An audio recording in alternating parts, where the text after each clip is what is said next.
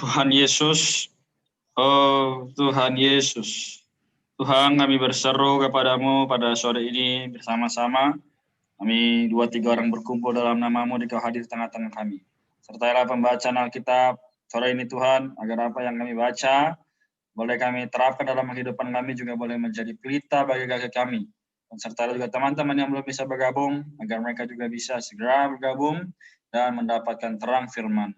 Terima kasih Tuhan, kami mengucap syukur, jagalah kami setia. Terima kasih. Amin. Baik, puji Tuhan. Jadi kita akan baca sesuai urutan saja. Tadi yang masuk Tuhan, saya, Delga, Kelvin, Kelvin baru Yohana ya. Oke, Yeremia pasal 42. Kemudian datanglah semua perwira tentara, diantaranya Yohanan bin Kareah dan Azaria bin Hosaya, beserta seluruh rakyat, dari yang kecil sampai kepada yang besar, dan mereka berkata kepada Nabi Yeremia, "Dengarlah kiranya permohonan kami sampai di hadapanmu. Berdoalah untuk kami kepada Tuhan Allahmu untuk seluruh sisa ini, sebab dari banyak orang hanya sedikit saja kami yang tinggal, seperti yang kau lihat dengan matamu sendiri. Semoga Tuhan Allahmu memberitahukan kepada kami jalan yang harus kami tempuh, dan apa yang harus kami lakukan." Jawab Nabi Yeremia kepada mereka, "Permohonanmu sudah kudengar. Lihat, aku akan berdoa kepada Tuhan Allahmu seperti yang kamu minta itu. Dan segala firman yang diberi Tuhan sebagai jawab akan kuberitahukan kepadamu. Sepatah kata pun tidak akan kudiamkan kepadamu." Berkatalah mereka kepada Yeremia, "Biarlah Tuhan menjadi saksi yang benar dan yang dapat dipercaya terhadap kami. Jika kami tidak berbuat menurut segala firman yang disuruh Tuhan Allahmu kau sampaikan kepada kami, maupun baik ataupun buruk, kami akan mendengarkan suara Tuhan Allah kita, yang kepadanya kami mengutus engkau, supaya keadaan kami baik, oleh karena kami mendengarkan suara Tuhan Allah kita." Amin. Sesudah 10 hari datanglah firman Tuhan kepada Yeremia. Lalu Yeremia memanggil Yohanan bin Karea dan semua perwira tentang yang ada bersama-sama dengan dia dan seluruh rakyat dari yang kecil sampai kepada yang besar. Berkatalah ia kepada mereka, "Beginilah firman Tuhan Allah Israel yang kepadanya, kamu telah mengutus aku untuk menyampaikan permohonanmu kehadapannya." Ayat 10, "Jika kamu tinggal tetap di negeri ini, maka aku akan membangun dan tidak akan meruntuhkan kamu, akan membuat kamu tumbuh dan tidak akan mencabut kamu, sebab aku menyesal telah mendatangkan malapetaka kepadamu." Ayat 11, "Janganlah takut kepada Raja Babel, yang kamu takuti itu, janganlah takut kepadanya. Demikianlah firman Tuhan, sebab aku menyertai kamu untuk menyelamatkan kamu dan untuk melepaskan kamu dari tangannya. Aku akan membuat kamu mendapat belas kasihan, sehingga ia merasa belas kasihan kepadamu, dan membiarkan kamu tinggal di tanahmu." Amin. Amin. 13, "Tapi jika kamu tidak mau mendengarkan suara Tuhan Allahmu dengan mengatakan, kami tidak mau tinggal di negeri ini, sebab pikirmu, tidak, kami mau pergi ke negeri Mesir, di mana kami tidak akan mengalami pertempuran, tidak akan mendengar bunyi sangkakala dan tidak akan mendengar menderita kelaparan, di sana kami akan tinggal. Maka dengarkanlah sekarang firman Allah, hai sisa Yehuda, beginilah firman Tuhan semesta alam, Allah Israel, jika kamu sungguh-sungguh berniat hendak pergi ke Mesir, dan memang kamu pergi dan tinggal sebagai orang asing di sana." Ayat 16, "Maka pedang yang kamu takuti itu akan menimpa kamu di negeri Mesir, dan kelaparan yang kamu gentarkan itu tidak putus-putusnya mengejar-ngejar kamu di Mesir, sampai kamu mati di sana. Semua orang yang berniat hendak pergi ke Mesir untuk tinggal sebagai orang asing di sana akan mati karena pedang, kelaparan, dan penyakit sampar. Seorang pun dari mereka tidak ada yang terlepas atau terluput dari malapetaka yang kudatangkan atas mereka. Sungguh, beginilah firman Tuhan semesta alam, Allah Israel. Seperti tercurahnya murkaku dan kehangatan amarahku ke atas penduduk Yerusalem, demikianlah akan tercurah kehangatan amarahku ke atas kamu, apabila kamu pergi ke Mesir. Kamu akan menjadi kutuk, kengerian, kutukan dan aib. Kamu tidak akan melihat tempat ini lagi. Amin. Amin. Ayat 19, Tuhan telah berfirman kepadamu, hai sisa Yehuda, janganlah pergi ke Mesir. Camkanlah sungguh-sungguh bahwa aku memperingatkan kamu pada hari ini. Kamu telah menipu dirimu dan membahayakan nyawamu ketika kamu mengutus aku kepada Tuhan Allahmu dengan berkata, berdoalah untuk kami kepada Tuhan Allah kita dan beritahukanlah dengan tepat kepada kami apa yang difirmankan Tuhan Allah kita supaya kami melakukannya. Tetapi sekalipun aku memberitahukannya kepadamu pada hari ini, kamu tidak akan mendengarkan suara Tuhan Allahmu, yaitu tidak menuruti segala sesuatu yang disuruhnya aku sampaikan kepadamu.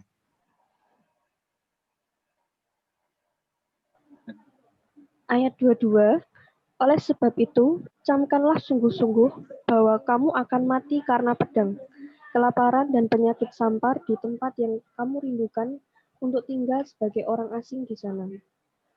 Yeremia dipaksa mengungsi ke Mesir. Ketika Yeremia selesai mengatakan pada seluruh rakyat segala firman Tuhan, Allah mereka yang disuruh Tuhan, Allah mereka disampaikannya kepada mereka, yaitu segala firman yang tersebut di atas.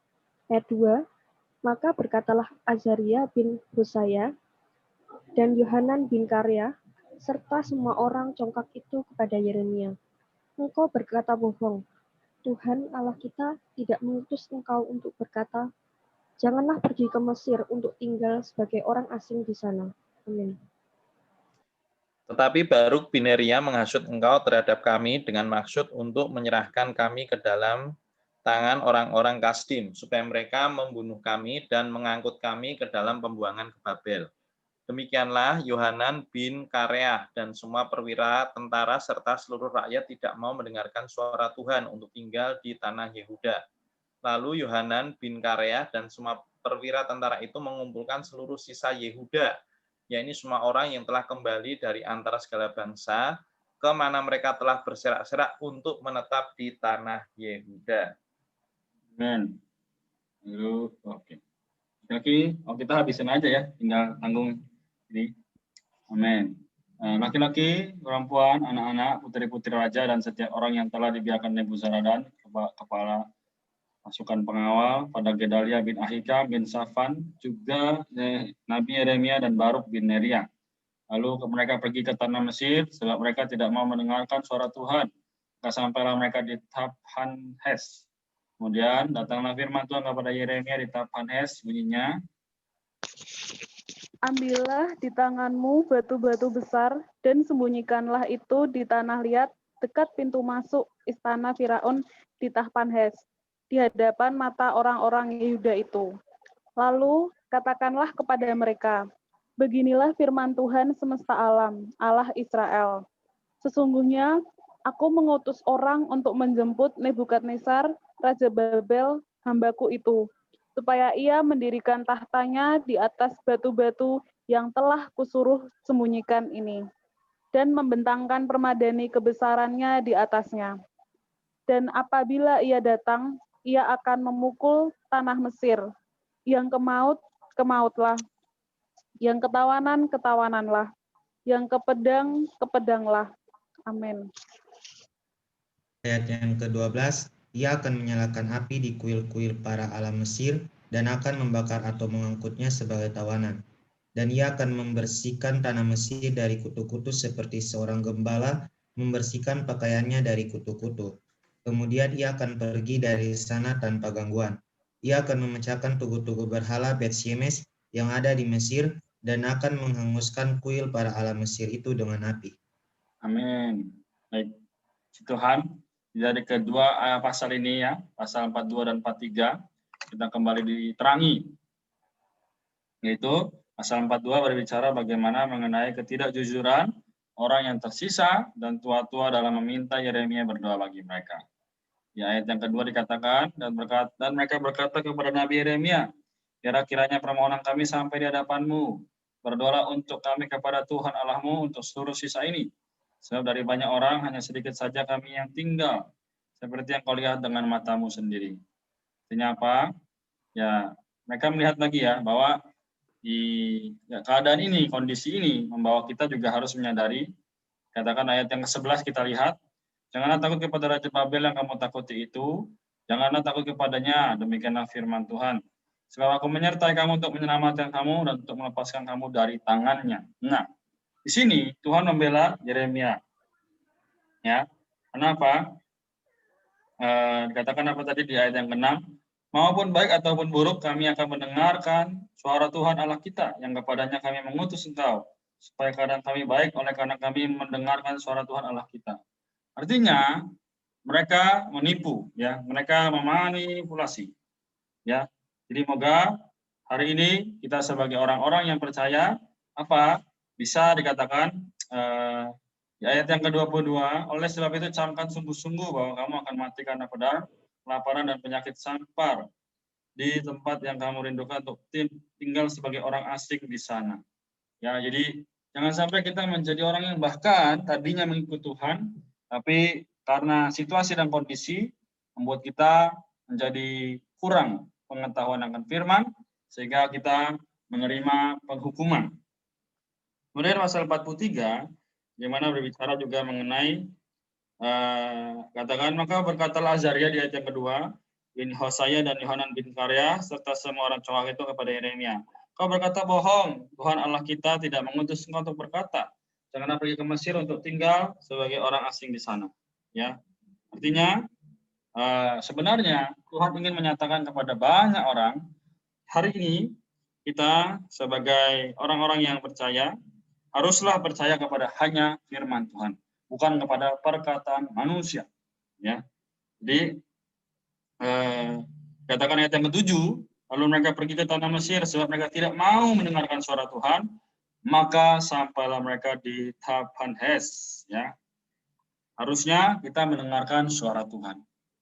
Harusnya mereka mendengarkan suara Tuhan agar mendapatkan segala berkat rohani yang akan disediakan bagi umatnya, bagi semua orang. Ya, maka Yeremia sungguh-sungguh dia meratap di situ bahwa kenapa ya umat Tuhan di sini sulit sekali mendengarkan firman Allah. Hari ini juga kondisinya sama.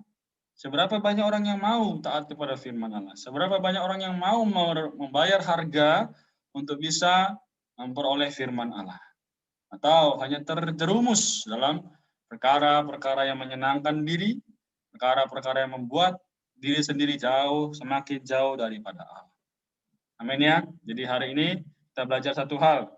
Semoga kita semua bisa dibawa kepada Tuhan. Amin. Ada pertanyaan atau tambahan untuk Yeremia ini? Dari teman-teman sekalian. Oke, selamat datang Nadia. Oke. Kalau tidak ada, kita akan lanjutkan dulu. Nanti mungkin di akhir ya. Ibrani pasal 7 ayat 11 sampai habis. Ya, silakan tadi dilanjutkan dari Kevin ya.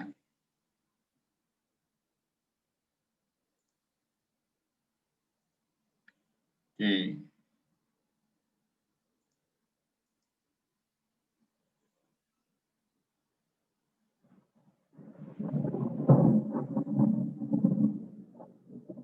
Oke, siapa? Yohana ya? Silakan Yohana.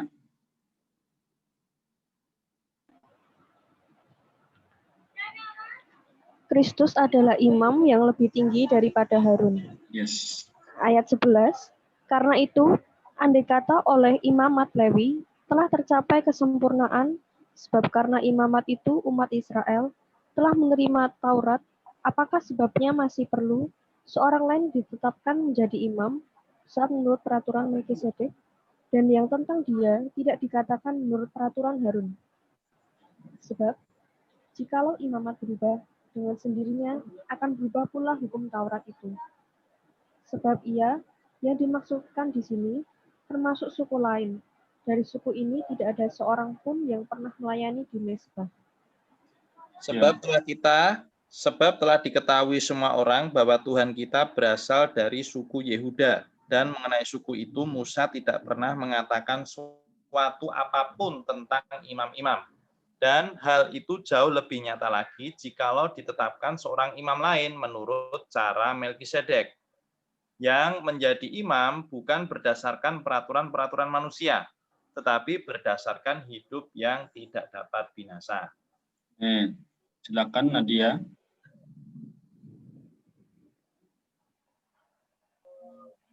Ayat 17 ya, Kak? Ya. Sebab tentang dia diberi kesaksian, engkau adalah imam untuk selama-lamanya menurut peraturan Melkisedek. Memang suatu hukum yang dikeluarkan dahulu dibatalkan, kalau hukum itu tidak mempunyai kekuatan dan karena itu tidak berguna. Sebab hukum Taurat sama sekali tidak membawa kesempurnaan, tetapi sekarang ditimbulkan pengharapan yang lebih baik yang mendekatkan kita kepada Allah. Amin. Dan sama seperti hal ini tidak terjadi tanpa sumpah, memang mereka telah menjadi imam tanpa sumpah, tapi ia dengan sumpah diucapkan oleh Dia yang berfirman kepadanya, Tuhan telah bersumpah dan ia tidak akan menyesal. Engkau adalah imam untuk selama-lamanya. Demikian pula Yesus adalah jaminan dari suatu perjanjian yang lebih kuat. Dan dalam jumlah yang besar, mereka telah menjadi imam, karena mereka dicegah oleh maut untuk tetap menjabat imam. Tetapi karena ia tetap selama-lamanya, imamatnya tidak dapat beralih kepada orang lain. Karena itu, ia sanggup juga menyelamatkan dengan sempurna semua orang yang oleh Dia datang kepada Allah, sebab ia hidup senantiasa untuk menjadi pengantara mereka. Amin. Amin. Sebab imam besar yang demikianlah yang kita perlukan, yaitu yang saleh, tanpa salah, tanpa noda, yang terpisah dari orang-orang berdosa, dan lebih tinggi daripada tingkat-tingkat surga, yang tidak seperti imam-imam besar lain, yang setiap hari harus mempersembahkan korban untuk dosanya sendiri, dan sesudah itu barulah untuk dosa umatnya. Sebab hal itu telah dilakukannya satu kali untuk selama-lamanya, ketika ia mempersembahkan dirinya sendiri sebagai korban. Sebab hukum Taurat menetapkan orang-orang yang diliputi kelemahan menjadi imam besar, tetapi sumpah yang diucapkan kemudian daripada hukum Taurat menetapkan anak yang telah menjadi sempurna sampai selama-lamanya. Amin. Haleluya, puji Tuhan. Seharusnya ketika membaca kitab Ibrani ini, bahwa kita semakin wow ya. Bagaimana kasih Allah akan kita sampai Dia menyatakan dirinya ya sebagai imam besar. Ya. Jadi sampai di sini, apakah ada pertanyaan atau yang mau ditambahkan? Mungkin dari Aiko ada mau tambahkan? Ya, ini aja. Saya merasa mulia ya melihat Tuhan kita itu ternyata menjadi seorang imam itu bukan berdasarkan peraturan manusia. Ya, kalau peraturan manusia itu kan memang kita mengetahui Tuhan menetapkan karena kemerosotan bangsa Israel, maka Tuhan hanya menetapkan suku Lewi, ya suku Lewi yang bisa menjadi imam, ya karena waktu itu ada kejadian di mana semua bangsa itu semua suku itu mereka menyembah berhala kecuali suku Lewi, ya kan, sehingga hanya dari keturunan Lewi lah yang ditetapkan untuk menjadi imam besar. Karena itu seperti Harun, ya kan, itu adalah dari keturunan Lewi. Nah, ternyata kita di suku Yehuda, bagaimana ini? Kok kelihatannya kontradiktif, ya kan? Tuhan kan menetapkan dari suku Lewi. Tapi kok Tuhan kita bukan suku Lewi, tapi dia menjadi imam besar. Nah, ternyata kita perlu mundur lagi kisahnya. Itu dari Kejadian. Itu ada seorang imam besar namanya Melkisedek, itu yang menjumpai Abraham. Ya, ketika itu Abraham mengalahkan ya kalau tidak salah 4 atau 5 raja ya dalam upayanya menyelamatkan Lot yang tertawan, ya. Di situ muncul sekali ada namanya Melkisedek, Raja Salem, ya. Dia adalah imam Allah yang maha tinggi. Nah, ternyata ada korelasinya dengan kitab Ibrani ini, di mana Tuhan Yesus itu ditetapkan sebagai imam bukan berdasarkan peraturan Harun, bukan berdasarkan peraturan Lewi tadi, tetapi berdasarkan peraturan Melkisedek. Apa itu peraturan Melkisedek? Peraturan Melkisedek adalah Tuhan menjadi imam karena Tuhan kita adalah Tuhan yang kekal. Ya, dia memiliki hidup yang tidak dapat binasa. Karena itulah tadi di ayat 17 dikatakan engkau adalah imam untuk selama-lamanya menurut peraturan Melkisedek, ya kan? Sebagai imam, apa yang Tuhan kerjakan? Tuhan berdoa. Berdoa untuk siapa? Ya untuk kita. Jadi hari ini kita ini ada yang mendoakan ya teman-teman ya. Siapa yang mendoakan kita? Puji Tuhan. Tuhan Yesus sendiri hari ini di surga, dia tidak nganggur istilahnya. Dia sibuk ya. Sibuk apa? Melayani sebagai imam. Mendoakan kita, menyuplaikan segala kekayaan rohani, ya, kekayaan yang surgawi, kekayaan yang ilahi kepada kita. Dari mana kekayaan itu kita dapatkan? Ya ini dari firman Tuhan. Jadi saat ini kita bisa membaca Alkitab, kita sedang menerima suplai kekayaan rohani ilahi yang berasal dari Tuhan sebagai imam besar kita. Ya, puji Tuhan. Nah, sehingga sehari demi sehari Tuhan ingin kita bertumbuh dewasa. Tuhan ingin agar kita bisa mengekspresikan ya sifat-sifatnya di dalam kehidupan kita. Sehingga pada akhirnya nama Tuhan dimuliakan. Itu yang saya nikmati dari pembacaan hari ini. Amin. Amin. Baik. Tuhan, terima kasih Kak Eko. Jadi teman-teman sekalian, dari manapun kita, apapun yang saat ini kita alami, ya jangan lupa dia adalah imam besar kita yang terus mendoakan kita. Dia bersyafaat bagi kita. Jadi kalau kita bertanya, kok aku bisa kuat ya hadapi ini? Kok aku bisa kuat ya menjalani hari-hari ini? Tidak lain, tidak bukan adalah Kristus ya. Tuhan sendiri yang mendoakan kita. Jadi hari ini kembali lagi kita lihat satu ayat ya. Ayat 21. Tetapi ia dengan sumpah diucapkan oleh dia yang berfirman kepadanya, Tuhan telah bersumpah dan ia tidak akan menyesal. Engkau adalah imam untuk selama-lamanya. Ya. Demikian pula Yesus adalah jaminan dari suatu perjanjian yang lebih kuat. Yesus ya seperti apa lambangnya apa ikonnya Delga ya Jesus ya. Dia adalah jaminan dari satu perjanjian yang lebih kuat. Hari ini kita menerima keselamatan ya, menerima kasih, menerima segala berkat rohani yang berasal daripada Tuhan.